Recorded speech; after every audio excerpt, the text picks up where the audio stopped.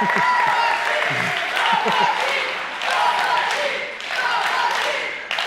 right. I feel like such like a WWE wrestler or something when that happens. I almost came out with like a popsicle. I was like, I tried them all myself this week, by the way. They are not that bad. Okay, I'm just saying. But hey, I am so honored to be here, especially on this Sunday, Student Takeover. It's just such a cool thing for me to be a part of. I love working with our students. God is doing so much in the lives of our students, and our church really believes that to its core. I told First Service that there was a Sunday well before I was ever on staff here where Alicia and I were sitting in the crowd and James was talking about student ministry and how important the next generation was. And I remember looking at Alicia and telling her, I wish I had worked for a pastor who believed in students as much as he does. Little did I know, years later I would be, but I am so incredibly grateful to be here and to be sharing with y'all and to be doing ministry with these awesome kids. They are amazing, and they're all over. They're back running cameras. They're back in the back running slides. They're doing everything. So can we give them a hand? It's amazing to me how quickly they just grab stuff and can do it. I'm just like, wow, I wish I learned like that, but we get older and stuff doesn't work as well as it used to. But I'm super proud of y'all and super proud of all you guys are doing. And today we are going to finish a 3-week series that we started that we're talking about supporting characters in the Bible. And we've been talking about supporting characters who drew the attention to Jesus and how when we step out of the main spotlight, that Jesus can take the spotlight that he so rightly deserves. And so today, we're actually going to cover kind of a villain story, okay? Because in stories, villains kind of create the conflict that you need for a story to take place. A movie would be pretty boring if there was no conflict at all.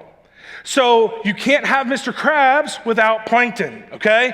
The adults don't get that. Hopefully the students understand the reference. You can't have Harry without Voldemort. Do more of you understand that one? Harry Potter, okay? Or what about this? You can't have Luke Skywalker without Darth Vader, both literally and figuratively, okay?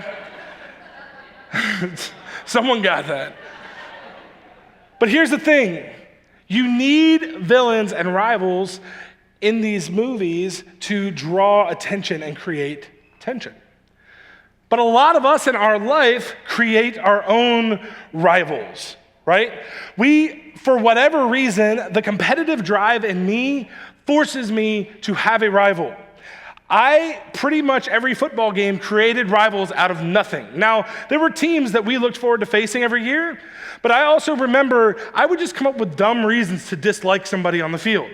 So if you wore 66, that was my number, and I was determined that if you wore my number, I was taking you off the field, okay? The coach was either gonna pull you out or the trainer was gonna pull you out. I didn't care how, okay? That sounds really mean, but just hear what I'm saying, okay? Or if they put in some little kid in front of me, I'm like, how dare you put in a little kid? And I would smash them into the ground, okay? Now, when I was in show choir, I still found rivals. I would find some show choir that I didn't like for whatever reason. Their hair looked dumb or something. I don't know. I would just pick a reason. I'd be like, we are going to beat you. Our show is better than you. And I would just create rivalries out of nothing. But rivalries in our life are real. And when we went to middle school camp this year, we have this thing called the Outer Realm. And at middle school camp, what they do is they take the 750 to 1,000 students or so, and they break them into color teams, okay? There's green, there's blue, there's yellow, there's red, and all these teams compete to win a trophy. It is a silicone wristband that says Outer Realm Champions, but everyone wants to win it. And so you play these outlandish games. Literally, there was a volcano that shot foam out at camp this summer, but all the kids and the leaders go crazy because we all want to be Outer Realm champs. And this year, there was something strange where the red team was this one huge church that was there, and everyone wanted them to lose. Every other color banded together against red team. And we would boo red team, and red team would boo us at church camp. And we were just yelling at each other, go down red team, we're gonna beat, it was this whole big thing. But there was this game that I saw this year, and of course, red team won. Everyone was not happy about that. We came in second. Not bitter. But of course, there was this game that I was destined to play. I saw it, and I was like, I so badly want to play this game. And it was called Tug of Doom, okay? Tug of Doom. Now look, all this is tug of war. But I wanted to play so badly. And really what I ultimately wanted to do was just drag kids across the stage. Like, I wanted, give me 5, 10, 15, I do not care the number, I will drag them all the way across the stage. And so I waited, I so badly wanted to play this game, and they wouldn't let me. And then at one point, the day came. But I did not get to drag students. It was leaders, okay? So me and another leader volunteered, and I ran for it. I've been waiting for this. The students are chanting the machine. People are confused because why is anyone yelling the machine? They could not understand what was going on. And they picked me and this other guy. Now I want to show you a picture to show you what this is. Look, this is me, okay? This is the other guy, but we have dinosaur claw hands. Now I have giant hands, okay? I have very large hands, and these are like kid-sized dinosaur gloves. So I shoved my hands into these tiny silicone dino gloves, and my hands start sweating immediately, and I can only grab the rope with 2 fingers. And I'm thinking, well, this is not good. I need my hands. And so I'm standing up there, and I'm super excited because I've been wanting to play this game all week, but my heart is pounding because here's what's going through my brain. If I fail, the students will never let me live it down. I'm thinking, I will never hear the end of it. My title of the machine will be revoked. Everyone will just be so disappointed in me.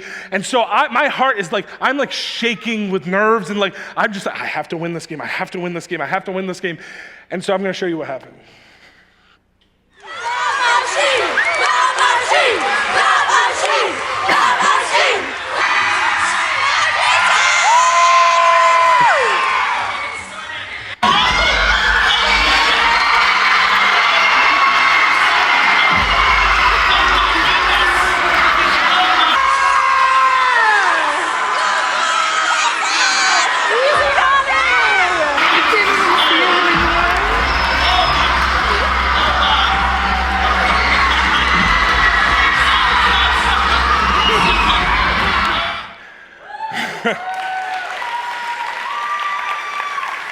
The other team stood no chance.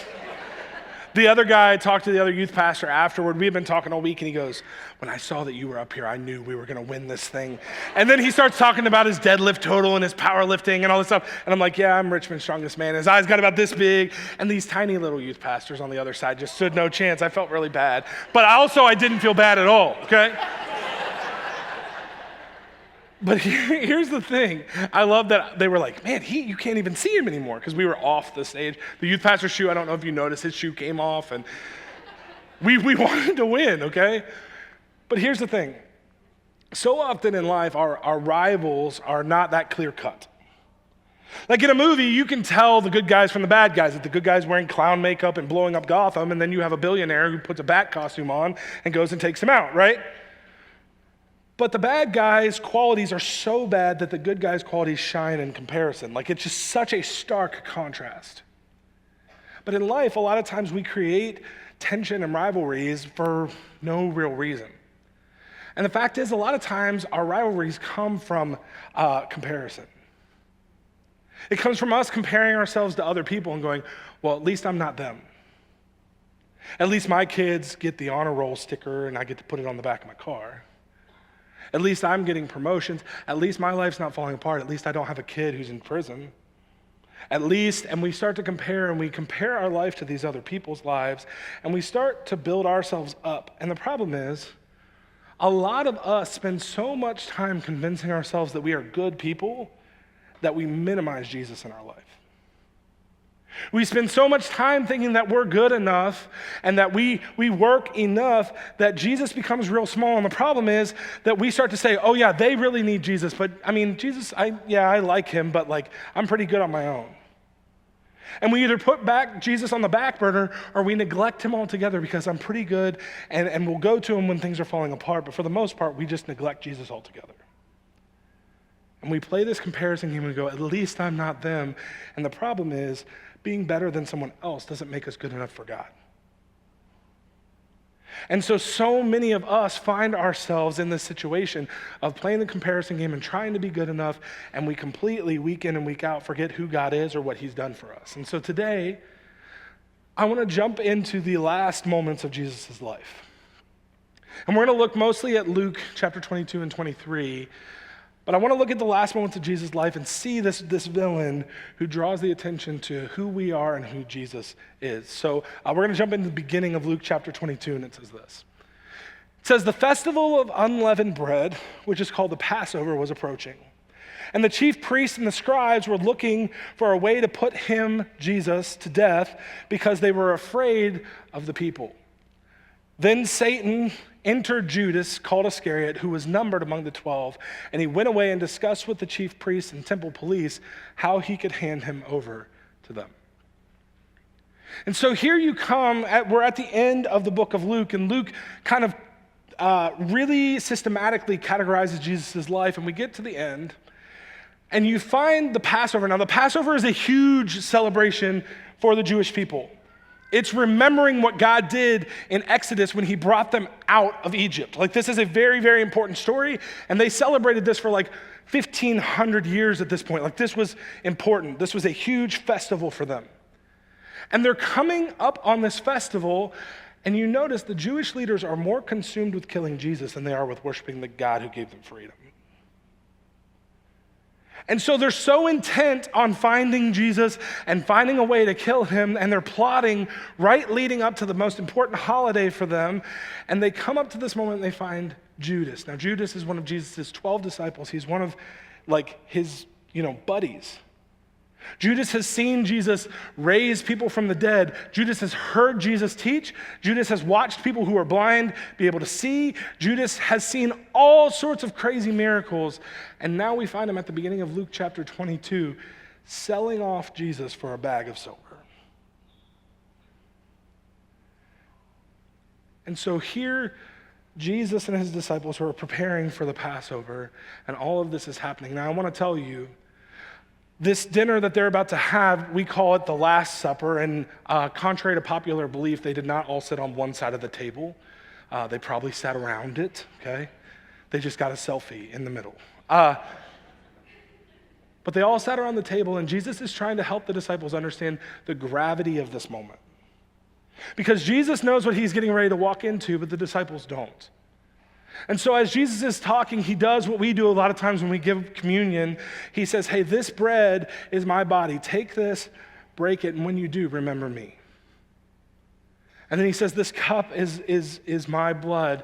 When you drink it, remember me. And he's trying to help them understand, I'm getting ready to go and die. He's been telling them this over and over for a number of weeks, months, years, hey, this is going to happen. But I think they're just kind of in denial or don't really understand. And so Jesus is telling them this, and they're having dinner together, and he's trying to help them understand. And if you've ever, as a parent, tried to plan something really special and then your kids' attitudes ruin it, if you know what I'm talking about, it's kind of what happens with the people at the dinner. Jesus is explaining this, and then the disciples go, you know what, I think I'm better than you. Not to Jesus, to each other. And they start bickering about who's the greatest. And I can imagine, thankfully, Jesus is so much more patient and compassionate than me. But I can imagine him going, you're missing the whole point. They're debating who's better, who's stronger, who's faster, whatever. And Jesus is like, no, I'm getting ready to go to the cross. And so he says, hey, let's all go. One of my kids' Bibles says to the Olive Garden, which they don't mean the restaurant, they mean the Garden of Gethsemane, but they all go to the Olive Garden to pray. And so they go to the Garden of Gethsemane, and he leaves the disciples. He says, I want you to sit here and I want you to pray. And then it says this, it says, then he withdrew from them about a stone's throw. This is like if you have a grandpa who says down yonder, okay? This is not a literal measurement. It's just as far as you can throw a rock, He withdrew from them about a stone's throw. He knelt down and he began to pray. And he said, Father, if you are willing, take this cup away from me. Nevertheless, not my will, but yours be done. I want you to see something here. So many of us go to the Father begging for things to be, take this circumstance away. Take this pain away. Take this hurt away. And we pray for that, but we don't do the second part. So many of us want God to take something away from us, but we're not willing to do whatever God's will calls us to do. And so I love when Jesus says, look, if there was any other way for this to happen, I would love for that to be the way, because he knows what he's getting ready to go face on the cross. But in the same breath, he says, but not my will, but your will be done. God, you do whatever you need to do. And so it says, then an angel from heaven appeared to him, strengthening him, and being in anguish, he prayed more fervently, and his sweat became like drops of blood falling to the ground. And some people, there's two different kind of interpretations of this. One is that he was just sweating so much, so profusely, that the sweat was pouring off him like thick, like blood, like that's the picture that they give. But there's also a medical thing that could have been happening here. There was something where the capillaries attached to your sweat glands can, in moments of extreme stress, burst, and you can literally sweat blood. And Jesus knows what he's getting ready to go do, and so he's praying fervently and sitting there just crying out to God, and he's just sweating, whether it's blood or whether it's just profusely. He's just sweating and praying. And then he goes back to talk to the disciples, and the disciples are asleep. And again, they don't grasp the gravity of this moment. They don't grasp that this is kind of their last moments with Jesus before he goes to the cross. And he goes over and he starts talking to them. But when he does, off in the distance, he sees people coming. He sees a crowd of people. He may have seen, it's coming to be nighttime, so he may have seen torches or whatever as people came. And here comes his buddy, Judas. And he comes up, and the symbol for him, kind of to signify which guy they were supposed to take, was he kissed him on the cheek. Judas betrayed Jesus with a kiss, and Jesus just kind of goes, Judas, I know why you're here. And all these people come with like clubs and things ready to take Jesus by force. And I love Peter, because Peter pulls out his sword and goes to knock the guy's head off, like he goes to slice his head off, and he misses, and he chops the guy's ear off. And Jesus goes, Peter, put your sword away. And then he picks up the ear and he slaps it back on the guy's head. I picture it like Play-Doh. This is how I read the Bible, just so you know.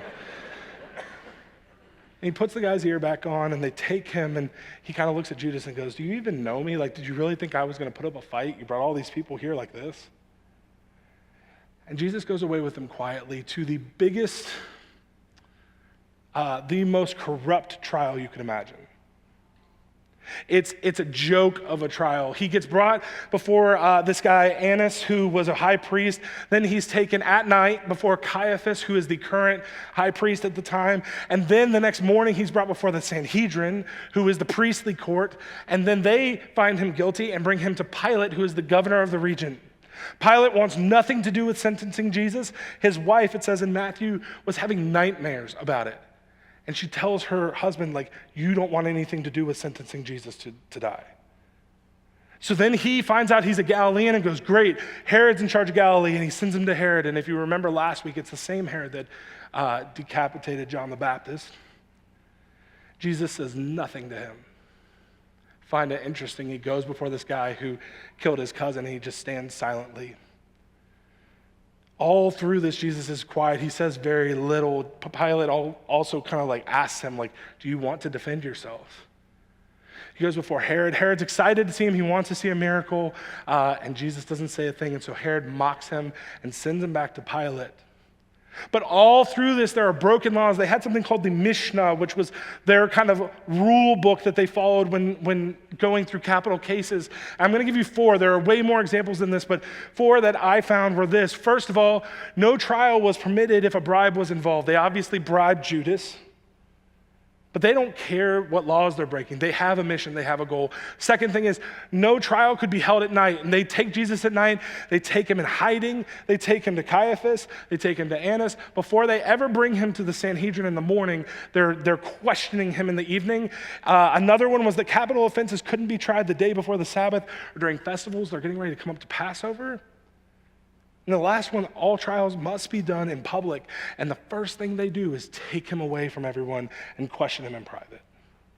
But they do not care what rules they are breaking. Their sole goal is to end this now before Jesus becomes more powerful than them. Their sole goal is maintaining the power that they have. They don't care that it's the Passover. They don't care that they're breaking laws. We need to get him crucified and off the cross before Passover because they couldn't have him on the cross during Passover. So they're fast-tracking Jesus' death on the cross. And so they go before Pilate, and it says this. It says, they began to accuse him, saying, we found this man misleading our nation and opposing payment of taxes to Caesar, which is an outright lie. Jesus literally says, give to Caesar what is Caesar's. Like, I would love it if Jesus said, don't pay taxes, but that's not what he said. And then he says, in saying that he himself is the Messiah and a king, and yes, he did say that. And so Pilate looks at him and he says this. He says, are you the king of the Jews? And he said, you say so, which is him saying, yes, I am. And the way the Greek kind of reads this is it's are you the king of the Jews? He's looking at Jesus, who's already been roughed up, taken through all this. He's humble, he's quiet, and he's looking at him and going, this is the king that everyone's stirred up about? This is the guy that everyone's making such a big deal about? And Jesus says, yeah, I'm exactly who you say that I am. And so Pilate is just kind of dumbfounded. He doesn't know what to do. He does not want to prosecute Jesus, but it says this in the scripture. It continues on. And it says, Pilate called together the chief priests and the leaders and the people and said to them, you have brought me this man as one who misleads the people, but in fact, after examining him in your presence, I have found no grounds to charge this man. I have no grounds to charge him of what you accuse him of. Neither has Herod, because he sent him back, and clearly he has done nothing to deserve death. Therefore, I will have him whipped, and then I'll release him. Just to placate to them, just so they will be somewhat satisfied. He's like, look, I will whip him and kind of give him a warning, and I'm going to release him. Now, I want you to understand this is not just any normal beating. If you've seen Passion of the Christ, you might have some type of mental picture, but they had a whip. Some people called it a cat of nine tails. It was literally leather that had metal and bone fragments, and they used it to separate the skin from the body.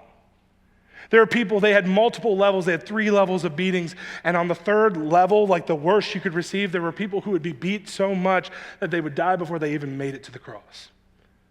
And so they would put someone across a log or some type of stump, and they would just start beating them, and they say 40 lashes minus 1, 39 times, and every time it would hit and rip.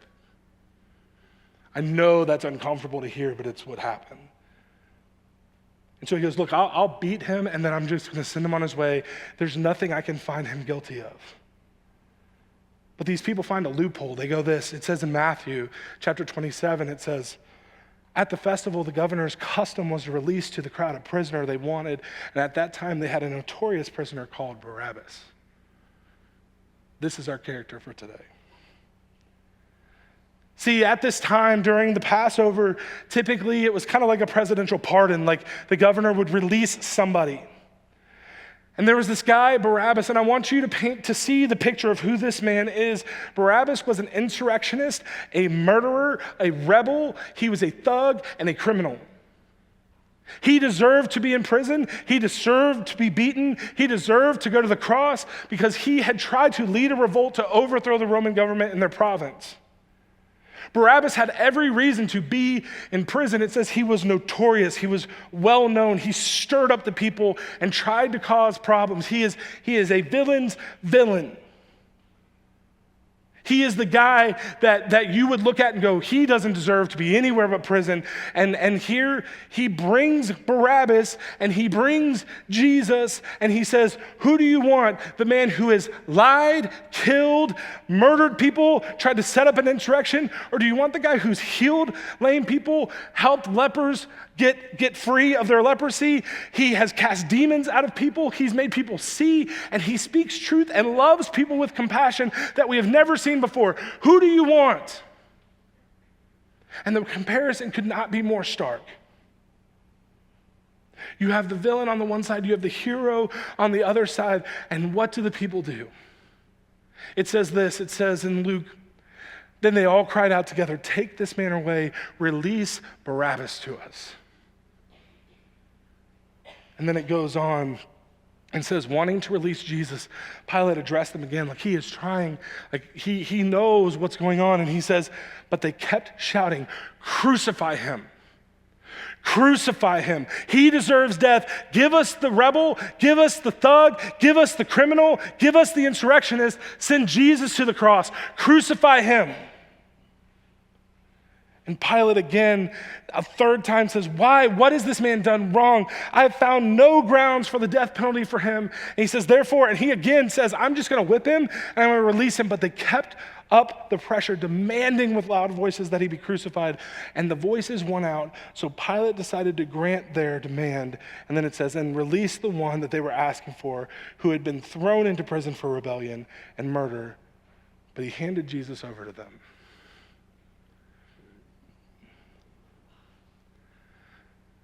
We all face choices like this. We all face choices to choose God or choose the world. And if we're honest, we sit here and we look and we go, this is obvious. Why would you choose Barabbas and not Jesus? But we do it so often with the things in our life that we place on pedestals over God, and we say, I would rather have this than have more of God in my life. And we put God on the back burner and we put all of the other things that we're pursuing on the front. We do this all of the time, and Pilate's going, do you not see what you're doing? And they just say, crucify him, crucify him. We don't want him. Give us Barabbas, give us the thug, give us the criminal. We don't want Jesus. And too many people in our world are saying the same thing. Too many people in this room say the same thing. And so many of us also could look and go, well, you know what? I'm not as bad as Barabbas.